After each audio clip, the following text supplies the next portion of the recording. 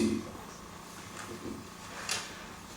Rendons grâce à Dieu pour son amour ineffable. Il est vrai que Jésus a tout accompli.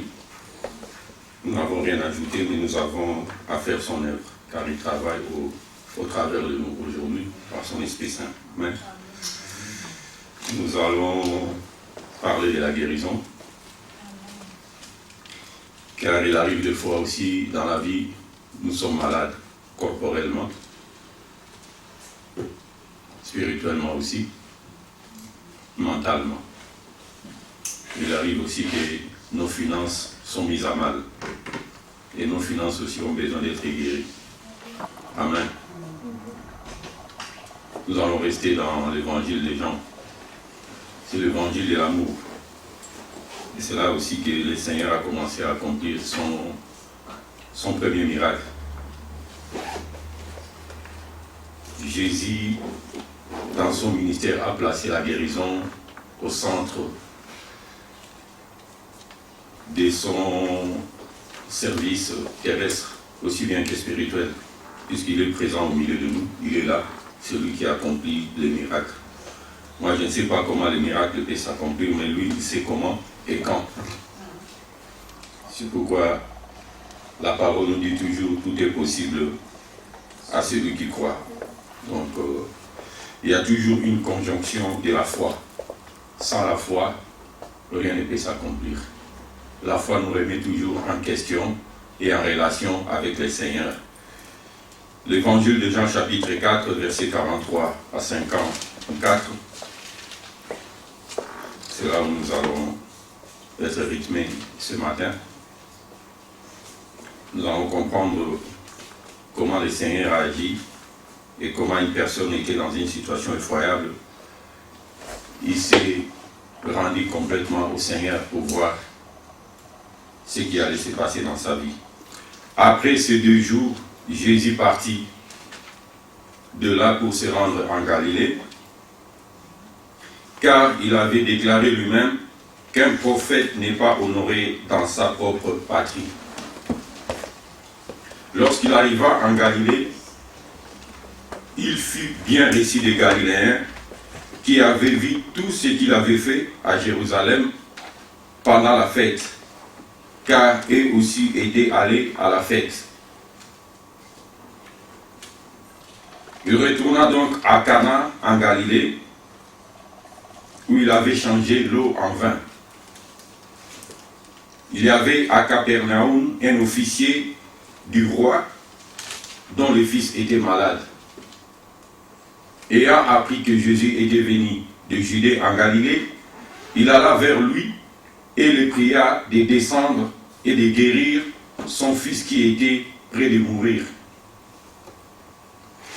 Jésus lui dit, « Si vous ne voyez des miracles et des prodiges, vous ne croyez point. » L'officier du roi lui dit, « Seigneur, descends avant que mon enfant meure. » « Va, lui dit Jésus, ton fils vit. » Et cet homme crut à la parole que Jésus lui avait dite, et il s'en alla. Comme il descendait déjà, ses serviteurs, venant à sa rencontre, lui apportèrent cette nouvelle, « Ton enfant vit. » Il leur demanda à quelle heure il s'était trouvé mieux, et ils lui dirent, hier à la 7e heure. La fièvre l'a quitté. Le père reconnut que c'est à cette heure-là que Jésus lui avait dit, ton fils vit. Et il crut, lui et toute sa maison. Jésus fit encore ses seconds miracles lorsqu'il fut venu de Judée en Galilée. Amen. Père, élève ton Fils, élève Jésus-Christ au travers de cette parole, que les prodiges, des miracles s'accomplissent en ces lieux, dans nos vies, dans toutes les dimensions. Je bénis ta parole, Dieu Tout-Puissant, car tout en toi est parole. Tu as parlé et le monde fut créé. Tu as parlé, tu as promis et Jésus fut venu par cette parole, car tu as dit que la sémence de la femme écrasera la tête du serpent. Je crois que Seigneur, ce matin, au travers de cette parole donnée, tu vas écraser beaucoup de têtes de serpents, car tu veux que nous soyons tous en bonne santé. Tu veux qu'au travers de cette parole, personne qui est rentré ici ne puisse sortir de ce lieu malade. Et s'il y a des besoins dans sa famille, une personne quelconque, au loin si près, Seigneur, que cette personne puisse trouver la santé parfaite au nom glorieux de Jésus-Christ. Gloire et louange à toi. Amen. Amen. Jésus vient d'accomplir son premier miracle à Cana, à la fête, et il décide d'aller visiter, de porter aussi la bonne nouvelle dans d'autres villes. En Judée, évidemment. Mais là où il accomplit le miracle, les gens doutent. Et le Seigneur déclare, lui, de par lui-même, que nul n'est prophète dans sa propre patrie. Et pourtant, c'est là que devait commencer la grande dimension de la foi au Seigneur. Mais malheureusement, il y avait toujours des gens qui croyaient. Beaucoup refusaient de croire, peu croyaient. Mais nous croyons que, je crois fermement que nous allons rentrer dans une dimension toute faite par ces temps de la fin, où le monde entier se tournera vers Jésus-Christ. Car il y a du travail et il y a aussi un besoin par rapport à beaucoup de choses. Le monde cherche mais ne sait pas où trouver les salis. Jésus est le sauveur du monde. Au travers de cette parole, le Seigneur libéral dit que personne ne peut être prophète, nul ne peut être honoré dans sa propre patrie. Mais pourquoi dénoncer encore le Seigneur? Pourquoi faire encore déshonneur à celui qui nous a sauvés aujourd'hui? Il dit, si vous avez cru, si vous entendez cette bonne nouvelle, ouvrez vos cœurs, car le moment vient. N'endurcissez pas vos cœurs, car c'est le moment favorable. Ses pères étaient déterminés. Jésus ne savait pas qu'il allait rencontrer un malade sur son chemin, mais il est descendu en Judée, en Galilée, puisqu'il avait aussi une mission à accomplir, apporter la bonne nouvelle, si bien que guérir les malades, et c'est dans sa mission. Et sur le chemin faisant, quelqu'un vient inopinément avec un ordre, puisque c'est un officier, il croit que Jésus va abandonner sa mission pour justement aller s'occuper seulement d'une personne. Mais le Seigneur avait en lui la parole de foi, la parole de prodige, la parole de miracle. Cet homme était tourmenté, puisque la médecine a déclaré forfait. Et on nous dit bien que cet enfant était malade au point de mourir. Donc en ce moment, le médecin dit non. La médecine déclare forfait. Il n'y a plus rien. Le pronostic de la vie est engagé. Que tu le veuilles ou pas, on te dit, voilà, ça ne sert à rien. Nous allons débrancher tous les systèmes actuellement de respiration. Nous allons déclarer, débrancher l'ordinateur qui vérifie si le cœur continue à battre ou pas. Nous allons retirer tout cela puisque rien ne va. Mais Jésus savait que lui, ce qu'il allait faire. Ses pères, lorsqu'il avait appris, ce qu'il avait déjà entendu parler de Jésus-Christ, aujourd'hui, beaucoup ne connaissent pas ces seigneurs. L'évangile est appelé encore à être annoncé, comme le Seigneur a dit lui-même, de Jérusalem, Judée, Samarie, jusqu'aux extrémités de la terre. Beaucoup de gens aujourd'hui ignorent que Jésus est réel et qu'il continue à accomplir des miracles. Ils sont nombreux, ils sont une multitude, comme le pasteur avait dit. Nous cherchons le Seigneur dans des religions, c'est-à-dire l'homme veut se sauver, tu ne peux pas te sauver toi-même. Le Sauveur est réel, il est vivant, il était venu sur terre pour que l'homme puisse expérimenter les salut. Mais les gens refusent quand même, quoi qu'il en soit. Mais moi je crois. Je crois puisque sans celui-là, j'ai passé des expériences assez dures dans ma vie personnelle, échappé. J'étais même jusqu'à ce qu'on peut appeler empoisonné au premier degré, puisqu'en cette époque j'étais étudiant en Belgique. Et comme le papier et le séjour n'étaient pas normal, eh ben, contrôle d'identité, arrêté. J'étais en prison à Mex-Place, en commençant par la ville où j'habitais, la ville de Tournai, transféré à Mex-Place. Mex-Place, c'est une petite ville du côté d'Anvers, c'est là où j'ai été empoisonné au premier degré. dans la prison. La prison était nauséabonde, ça respirait, je me grattais à tout moment, ça n'allait pas. Je sentais quelque chose, en tout moment que j'ai craché, j'avais du sang. Je suis allé voir le médecin de l'hôpital, il me donne encore des médicaments périmés pour être soigné. Mais Dieu est bon. Dieu est amour. Si ce Dieu-là n'existait pas, si Jésus n'existait pas, je serais déjà mort. Je ne serais pas au milieu de vous. Dieu m'a fait grâce de vivre et j'ai compris que j'avais entre lui et moi un rendez-vous particulier. Comme toi et moi, comme toi et le Seigneur qui a aussi un rendez-vous particulier. Chacun de nous a un rendez-vous particulier dans sa vie avec le Seigneur. J'ai rendu grâce à Dieu et ce jour-là, j'allais voir le médecin. J'ai dit, je vais sortir d'ici dans 3 jours. Il me dit, non, non, non. Tu as refusé de quitter. Tu as refusé d'obtempérer à l'ordre royal de quitter la Belgique de ton propre gré. Tu ne sortiras pas de cette prison. Moi, je lui dis, j'ai eu la révélation, dans 3 jours, je sors de cette prison. Et pendant ce temps, il y a un Indien qui a voulu se suicider dans la prison. Il est resté dans les toilettes de la cour de récréation.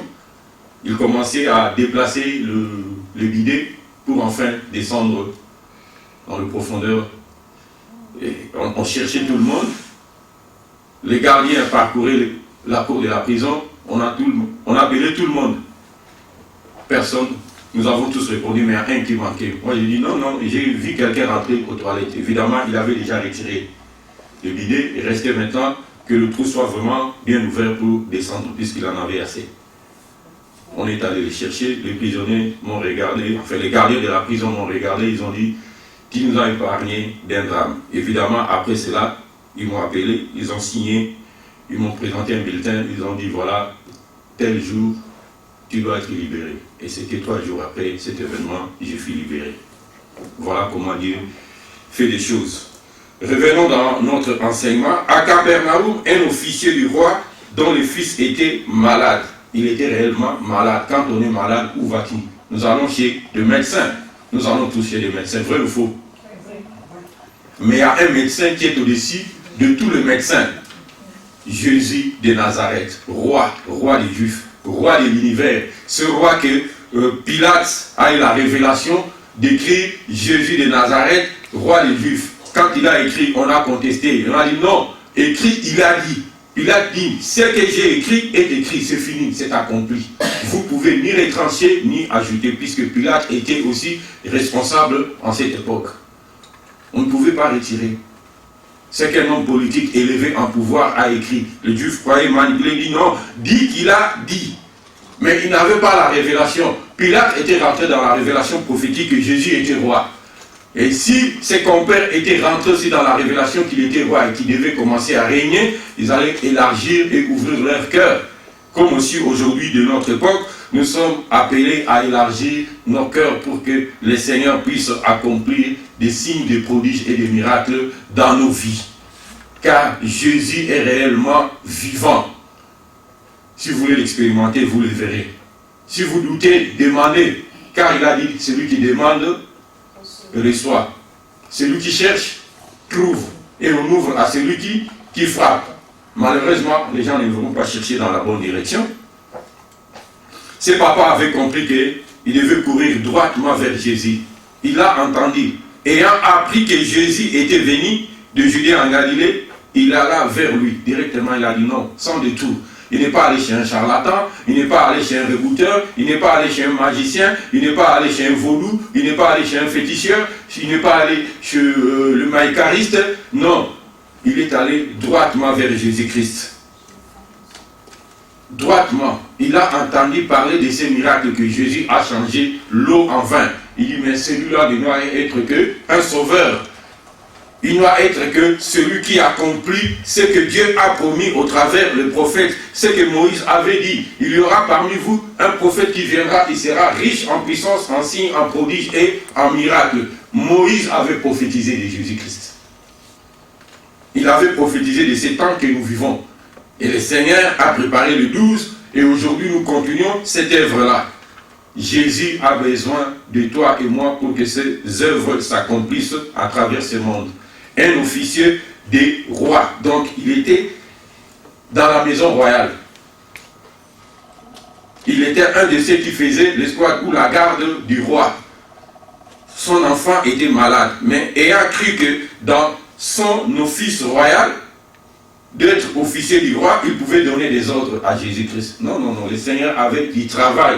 Oui, il est venu avec un ordre, peut-être l'ordre de la foi, mais le Seigneur l'a regardé. Ah bon? Que je descende, que je laisse toute cette masse qui a besoin d'être nourrie de la parole pour seulement m'occuper de ton fils.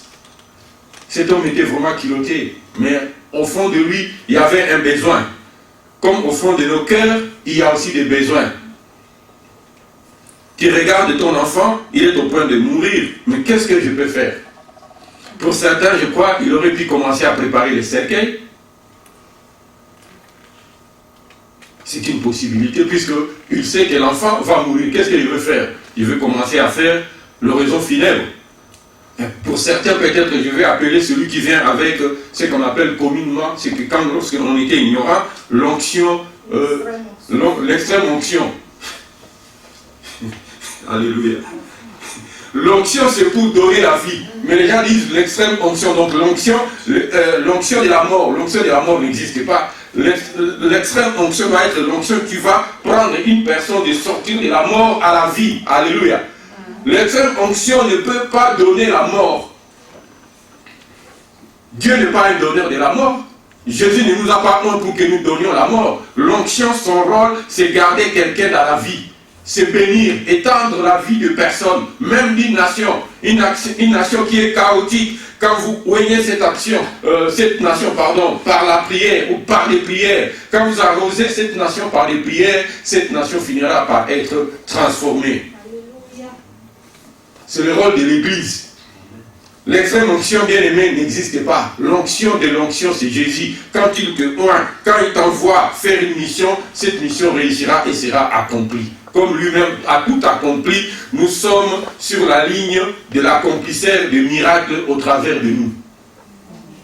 Jésus-Christ de Nazareth, il n'a pas hésité. Il a regardé ses papas. Ah bon, que je descende. Le père a insisté. Va. Jésus lui dit, si vous ne voyez des miracles et des prodiges, vous ne croyez point. Oui. Mais aujourd'hui, quoi qu'il en soit, le Seigneur est en train d'accomplir des miracles au travers de ses serviteurs et ses servantes. Beaucoup de gens ne croient pas. Je rends grâce à Dieu pour avoir suivi, lorsque j'étais encore en Allemagne, les témoignages de notre sœur qui est dans France Intercession, qui fut ministre, comment est-ce qu'il s'appelle encore, Georgina Alifoua.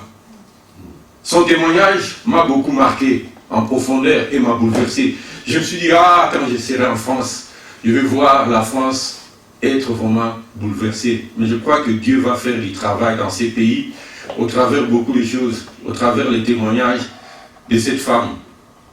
On l'a beaucoup jugée, on l'a beaucoup condamnée, on l'a beaucoup traitée du tout, mais cette femme est vraiment une femme chrétienne. Et quand je l'ai vue, nous avons élevé ce qu'on appelle intercession pour la France. Il faut prier. Je rendu grâce à Dieu encore en révisant ces cassettes. J'ai dit oui. Là, il y a eu une conjonction entre une personne qui cherchait la dimension de Dieu. Elle cherchait Dieu dans la dimension politique, mais Dieu l'a orientée dans la dimension de la foi pour qu'elle devienne une femme valeureuse. Tu peux être dans la politique, le monde te valorise, mais si tu es avec Dieu, Dieu te donnera une valeur plus élevée. Et aujourd'hui, la mission ou intercession pour la France est là grâce à cette dame. Donc il faut continuer à intercéder, à prier pour que ce pays, pour que beaucoup de pays changent, pas seulement la France. Toutes les nations ont besoin de changement et de transformation. Ce papa a donné l'ordre. Jésus le regarde, oui, que je descende, oui. Il demande bien, mais j'ai du travail. Regarde cette masse de Judéens, de Galiléens. Ils ont besoin d'écouter ma parole. Ils ont besoin d'être sauvés aussi. Pourquoi je dois descendre seulement pour ton fils? Il y a quelque part la douleur qui fait parler ses papas, mais d'un côté il y a un égoïsme. Puisqu'il croit seulement qu'il n'y a que son fils qui doit recevoir la parole pour être guéri. Mais il y avait toute une masse de personnes qui entouraient Jésus-Christ. Et qui avaient besoin d'écouter, puisque le Seigneur, ça c'est sa mission. Je peux m'occuper d'une personne, comme je peux m'occuper aussi d'une multitude de personnes.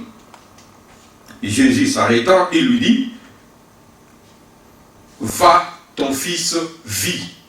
Ça c'est la parole d'un prophète, ça c'est la parole du Sauveur. Va, il a donné l'ordre. Ce papa est venu avec un ordre, descend. Le Seigneur aussi lui donne aussi, en retour, un ordre. Va, ton fils vit. Ce père aurait resté à tournoyer autour de Jésus. Ah ben, s'il était resté, il n'aurait pas vécu ce miracle. Il a obéi et il est parti. Il crut à la parole que Jésus lui avait dite. Est-ce que nous croyons à la parole? Est-ce que nous croyons à la parole du Seigneur? Aujourd'hui, beaucoup de chrétiens doutent encore. Ce père était déterminé. Il a dit quoi qu'il en soit, j'irai quand même vers ce sauveur. Mais il est venu, puisque officier du roi, il ignorait ce que Jésus pour lui. Peut-être que Jésus n'était qu'un simple homme, peut-être un simple prophète comme Élie, Élisée, etc. Moïse. Il dit non, va, viens, descends. Que je descende dans ta maison, oui, mais cette masse de personnes qui ont faim et soif de la parole de Dieu, qui va les nourrir. Et Jésus lui dit, toi maintenant, va dans ta maison, pose un acte de foi. Ce papa a posé cet acte de foi, il s'en alla, il abandonna Jésus-Christ, mais avec la foi, avec conviction qu'il a reçu quelque chose de Jésus-Christ, que son fils va vivre, que la mort est anéantie. Rien qu'une parole, va ton fils vit, cette parole a anéanti la mort. Peut-être tu es là, tu as des fardeaux pour quelqu'un, pour une personne, mais je vais te dire, cette personne va recevoir la parole de vie en sortant d'ici.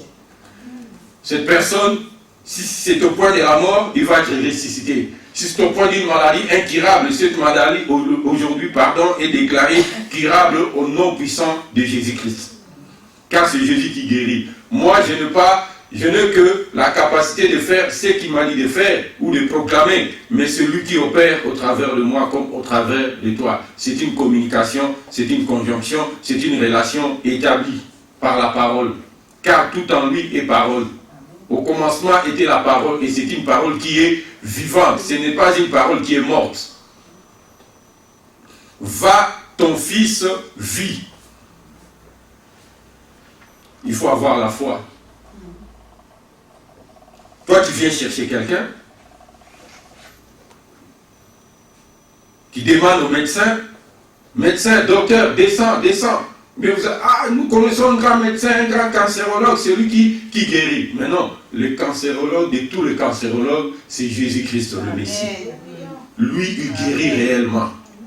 C'est pourquoi il y a eu quelque part, je crois, au 15e, 17e siècle, le docteur Ambroise Paré avait dit, je soigne les malades, mais c'est Dieu qui guérit. J'aurais souhaité que dans tous les frontons des hôpitaux, on puisse écrire, je soigne les malades, mais c'est Dieu. Ou nous soignons, puisqu'aujourd'hui il y a plusieurs médecins, nous soignons, mais c'est Dieu qui guérit. Je crois que ça va redonner la foi aux malades. Quand le pronostic vital est engagé, le médecin te dira, c'est fini, nous n'en pouvons plus rien. Nous avons ici beaucoup de témoignages ici. Le frère Marshall qui est passé, il nous a donné un de ses témoignages, comment Dieu a opéré des miracles dans sa vie. Et aujourd'hui, il y a beaucoup de témoignages au travers de l'Internet, vous verrez comment Dieu est en train d'opérer des miracles dans la vie des gens. Dieu est en train de guérir. Nous ne pouvons pas douter de Jésus-Christ. Si tu doutes, il te faut encore travailler ta foi, ou lire les Écritures en profondeur. Peut-être que tu n'étudies pas, tu n'as jamais lu la parole, tu n'as jamais été en relation. Puisque ici, Jésus-Christ a établi une relation entre ses pères et cet homme, par la puissance de la parole. Va, il est venu avec une parole selon la chair, puisqu'il était tourmenté, son fils était malade, le Seigneur aussi lui donne aussi une parole de foi. Va, ton fils vit. Jésus devait confirmer la vie de cet homme, de cet enfant, parce qu'il est le sauveur. Et il guérit, il a le pouvoir. Ce pouvoir ne lui a jamais été retiré. Ce pouvoir continue à être déversé au travers ses serviteurs et ses servantes à travers le monde. Là où la parole de foi est libérée au nom de Jésus, les malades guérissent. Les morts ressuscitent. Je me souhaitais qu'un jour, les hôpitaux se vident même. Par la puissance de la parole, pour que le médecin se repose un peu, puisqu'il travaille parfois 24 heures sur 24. Parfois pas de repos. Je connais un médecin, un jour il me dit, prie puisque mon fils est révolté. Mon fils veut être joueur de sport, de football. Mais moi, son père, moi je veux qu'il soit médecin comme moi. Je l'ai regardé, moi j'ai dit, père, il n'y a qu'une seule formule. Moi je vais te donner ma formule à moi. Si tu l'acceptes, ton fils, tu verras à la fin de l'année, il aura un beau résultat. Mais on n'a pas le temps de prier, mais prends seulement le nom de Jésus.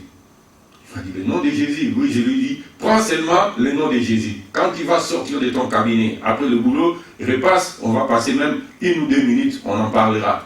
Il est parti, il est ressorti vers 20h. En cette époque, j'étais encore à l'hôpital Pasteur. C'est un médecin qui est très humble, un Italien, mais avec foi. Il m'a regardé, il m'a dit, est-ce qu'on peut prendre les 2 minutes? Moi, j'ai dit, on va prendre ces 2 minutes. Écoutez, au lieu de crier sur ton fils, au lieu de chercher le fouet, dis-lui, Seigneur Jésus, donne sagesse, capacité, intelligence à mon fils pour qu'il puisse renoncer un peu au football. C'est bon, je sais que les sportifs gagnent beaucoup d'argent. Si tu es vedette, si tu sais bien jouer, si tu es marqueur de but, peut-être que tu auras un plus grand salaire qu'un médecin. Ça peut arriver, puisque les sportifs, ils ont beaucoup d'argent, surtout les footballeurs. Mais ce papa avait une vision, il a dit, je veux que mon fils devienne médecin comme moi. Moi, je dis, c'est un destin. Si Dieu le veut qu'il soit médecin, il sera médecin comme toi. Si Dieu veut qu'il soit footballeur, il sera aussi footballeur. Moi, je dis, il n'y a aucun mal. Mais si tu veux qu'il puisse d'abord briller dans ses études, conduis-le d'abord dans les études et ça sera bon. On a prié, il est parti. 2 semaines plus tard, il est venu me voir avec un grand sourire. Il dit, c'est vrai, c'est Jésus là transforme des vies. Maintenant, mon fils est en train de faire des 18 sur 20 à l'école. Moi, je dis, c'est le Seigneur, ce n'est pas moi. Jésus est capable de transformer toute vie.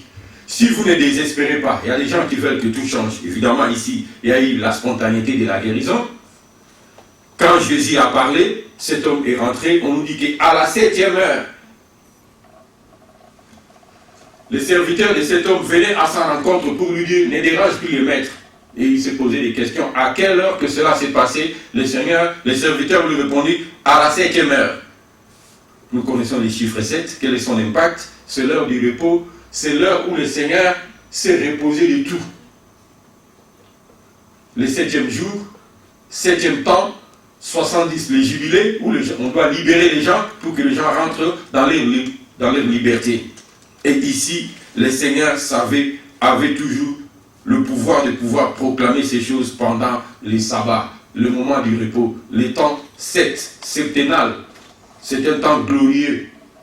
Malheureusement, nous avons chamboulé les temps, nous avons renversé les calendriers, mais un jour, nous retournerons dans les calendriers de Dieu. Puisque le calendrier grégorien, ce n'est pas le vrai calendrier dans lequel nous marchons. Nous marchons dans un calendrier païen. Mais Dieu va remettre de l'ordre pour que nous puissions donner le valeur à toute chose. Il y a des lois, il y a des principes. Quand nous utilisons ces principes, les miracles s'accomplissent aussi.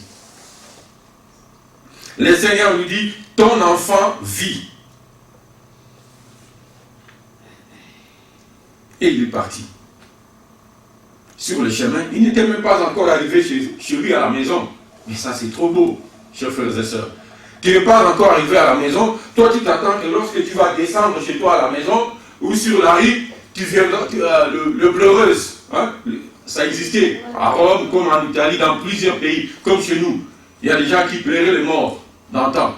Tu le verras, ils étaient habillés soit des noirs ou des blancs, ça dépend des traditions. Ils venaient, ils battaient les tam-tams. Ils devaient annoncer que telle personne est morte. Si c'est une personne qui a été élevée en autorité, en pouvoir, ou c'était une personne, soit un chef coutumier, vous verrez les gens ils ont fait soit des entailles, il y a des sangs qui coulent quelque part pour dire qu'il y a un chef qui est mort.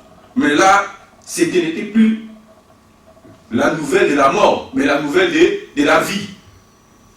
Ce n'est plus seulement la guérison toute simple, mais la vie et la santé parfaite. La mort est partie, cet enfant est revenu de la mort à la vie. Il faut un sauveur pour faire ces choses. Ce sauveur a besoin de toi comme il a besoin de nous. Sa gloire, ses prodiges, ses miracles, il veut les accomplir au travers chacun de nous. Nous sommes utiles les uns les autres.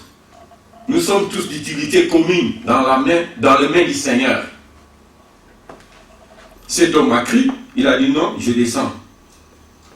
On nous dit c'est tout simplement la fièvre, mais quand nous remontons, on nous dit bien qu'il était au point de mourir. Donc cette fièvre, c'était une fièvre qui devait apporter la mort.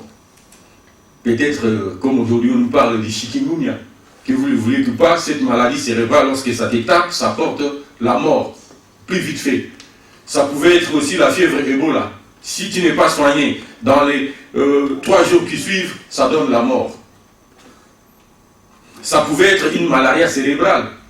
Oui, j'ai vécu ces choses. Un de mes cousins, il était très malade, au point que on n'en pouvait plus. Je me suis mis à genoux, moi j'ai dit, il ne mourra pas. Les gens nous disent, ah, envoyez l'argent, envoyez l'argent. Moi j'ai dit, écoutez, Dieu ne m'a pas dit d'envoyer l'argent. Si j'envoie l'argent, malgré l'argent, il ne sera pas guéri. Je me suis mis à genoux, 3 heures de prière. J'ai dit, Seigneur, fais grâce, fais grâce. Je suis resté, j'ai pleuré chez moi. Je téléphone, on lui dit oui. On n'a même pas eu le temps de le conduire à l'hôpital, mais la sueur qui perlait de tout son corps s'est arrêtée et il a été restauré et il est guéri. Moi, Dieu dit, Dieu soit loué. Je ne leur ai pas dit que j'étais en prière, sinon ils vont chercher à t'appeler tous les jours. Priez, priez. Non, donnez gloire à Dieu. Nous sommes les canalisations de Dieu, mais ne cherchons pas la gloire à la place du Seigneur. Que le Seigneur soit glorifié au travers de nous. Quand j'ai appris que ce cousin était restauré et guéri, j'ai rendu grâce à Dieu. J'ai dit, oui Seigneur, tu exauces réellement nos prières. Dieu exauce nos prières, bien-aimés. Si tu ne te décourages pas, tu auras les réponses du Seigneur. Mais si tu t'arrêtes à mi-chemin, sur le chemin du découragement, sur le chemin du ça ne va pas, celui qui te décourage, c'est le diable. Il veut que tu t'arrêtes comme ça un jour, il viendra claquer les mains. Ah, j'ai gagné sur telle personne. Non. Le diable n'est pas appelé à gagner sur ta vie. C'est nous qui sommes appelés à gagner sur lui. Nous sommes rentrés dans les chars triomphales du Seigneur. C'est pour que nous soyons des vainqueurs et même plus que vainqueurs avec Jésus-Christ.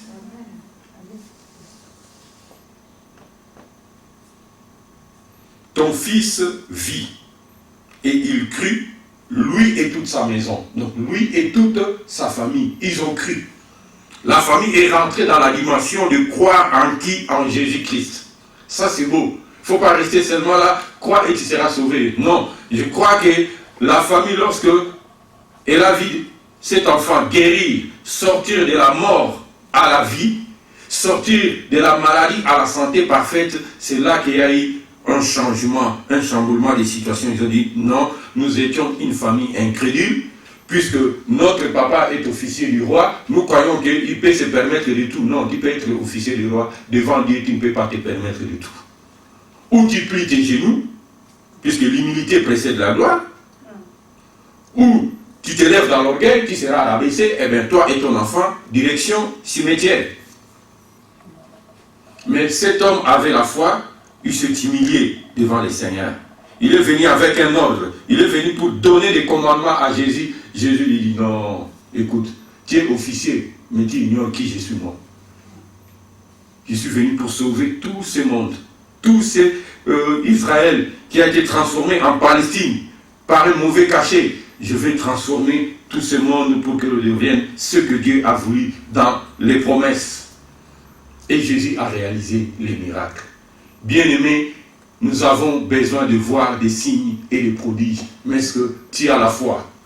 Ça, c'est la plus grande question que Jésus a dû poser aussi à ces masses. Qui croira? Si vous ne croyez pas, Si vous ne voyez point des miracles et des prodiges, vous ne croyez point. Tout est question de foi.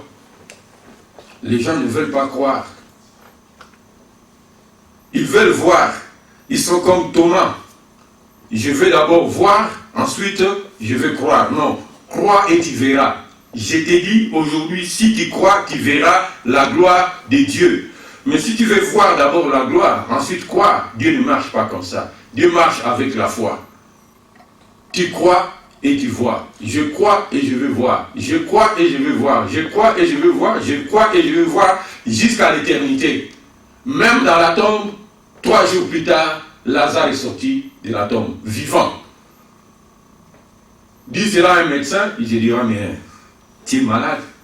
Tu es bon pour la psychiatrie. Non, médecin, c'est toi qui es bon pour la psychiatrie. Moi, j'ai la foi, je suis bon pour le salut, pour marcher avec mon sauveur. Puisque 3 jours dans la tombe, personne. Non, il faut être Dieu rendu manifeste. Je rends grâce aux médecins pour des recherches qu'ils sont en train de faire. Je dis merci. Mais le grand médecin, c'est lui. Que nos actions de grâce doivent être montées.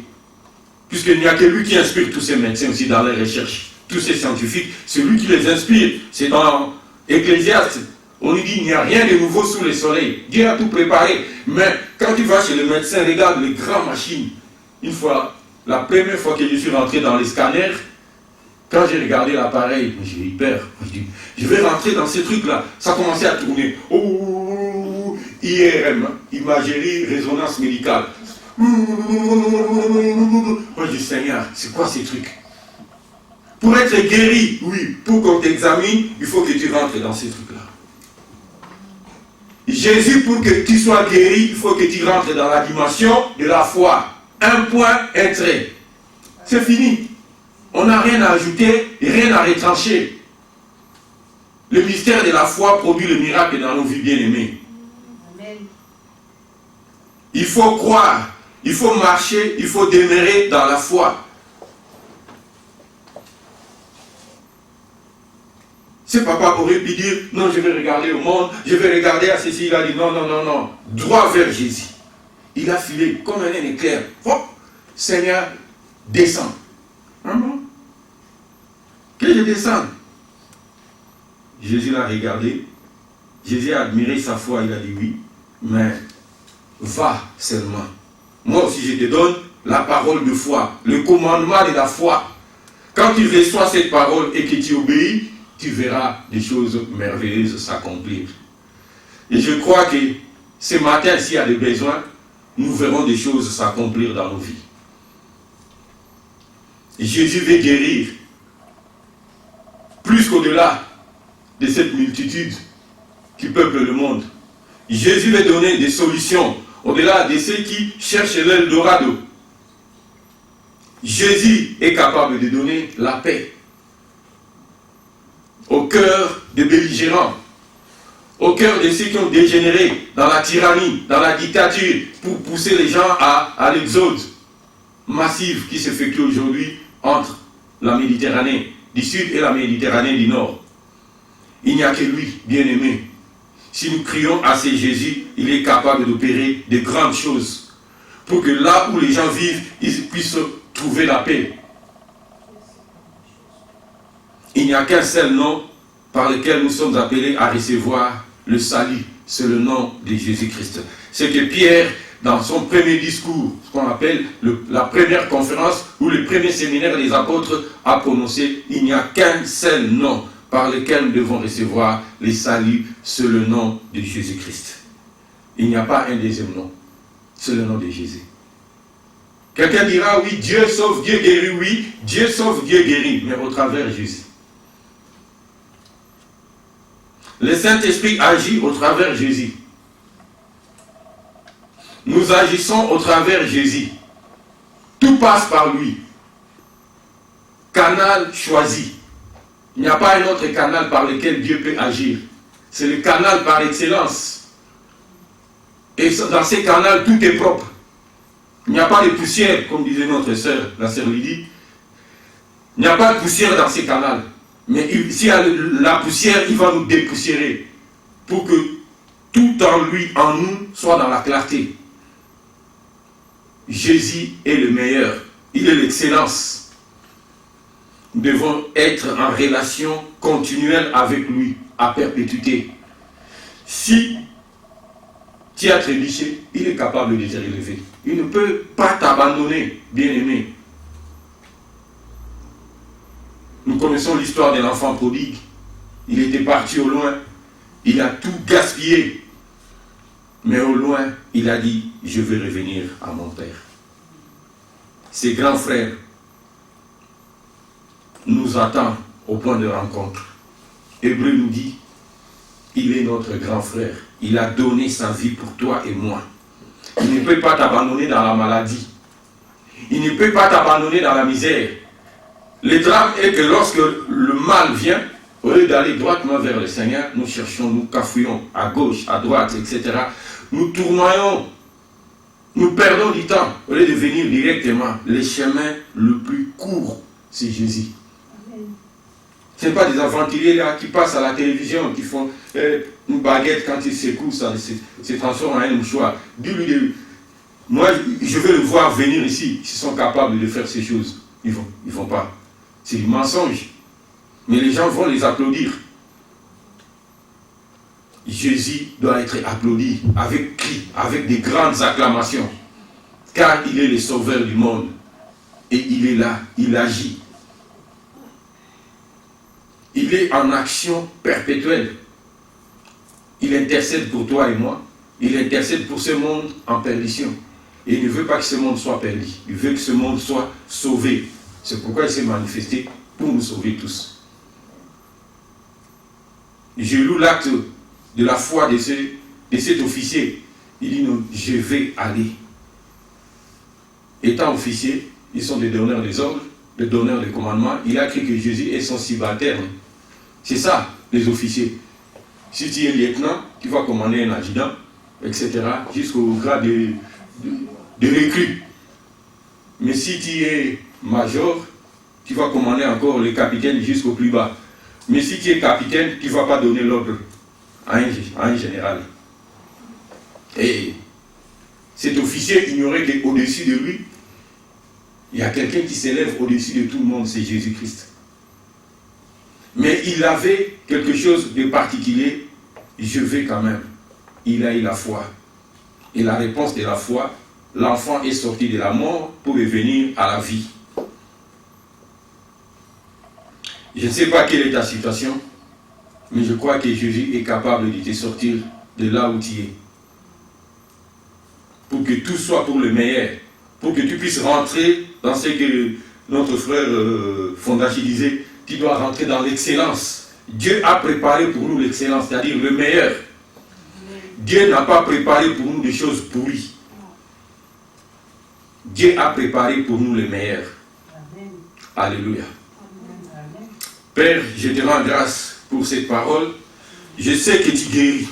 Je ne connais pas les besoins de mes frères et sœurs, mais ce que je sais, toute personne qui est malade a besoin d'être en bonne santé, de revenir vers toi, de recevoir en toi la guérison et la santé parfaite. Car il n'y a de salut que dans ton nom. C'est toi qui as tout accompli à la croix pour que chacun de nous ici présents, nous soyons en bonne santé. S'il y a des malades, s'il y a des besoins, Seigneur, si près ou au loin, dans nos familles, il n'y a que toi qui peux le guérir. Nous te remettons toutes nos familles, nous te remettons, Seigneur, ces pays, la France, sachant bien que toi tu es capable de guérir cette nation. Te rendant grâce à toi qui disposes de toutes choses. Sois béni, sois honoré. Agrée cette parole, Seigneur, que tu viens de nous donner ce matin. À vous qui nous regardez au travers de l'Internet, sachez que s'il y a des besoins, s'il y a des malades dans vos familles, sachez qu'il n'y a qu'un seul chemin par lequel vous puissiez recevoir des signes, des prodiges et des miracles, bien entendu par la foi, dans le nom de Jésus-Christ. Seigneur, si tu as guéri hier, tu guéris aujourd'hui et tu guériras encore demain. Si tu as ressuscité des morts hier, tu ressuscites encore aujourd'hui et tu ressusciteras encore demain pour manifester ta gloire. Je te rends grâce en ce jour si particulier Et je te demande encore de bénir cette assemblée que nous sommes. Je vais appeler la croissance numérique des âmes, Seigneur, en ce lieu. Car tu veux que, Seigneur, ta moisson commence à devenir une réalité dans cette assemblée. Gloire à toi. Opère des signes et des prodiges et des miracles au milieu de nous, Seigneur. Nous en avons besoin. Beaucoup doutent de toi, mais nous voulons garder la foi. Nous voulons rester dans la dimension de la foi, car tout en toi opère et fonctionne par la foi. Cette conjonction, cette relation que tu as établie entre toi et nous, que cela puisse être une réalité vivante, réelle et palpable. Nous te rendons grâce, nous te bénissons pour tout ce que tu es pour nous, pour tout le bonheur que tu ne cesses de nous apporter, Seigneur. À toi seul soit gloire, louange, honneur et adoration. Béni sois-tu, Seigneur, pour l'éternité. Gloire et louange à toi. Amen. Amen.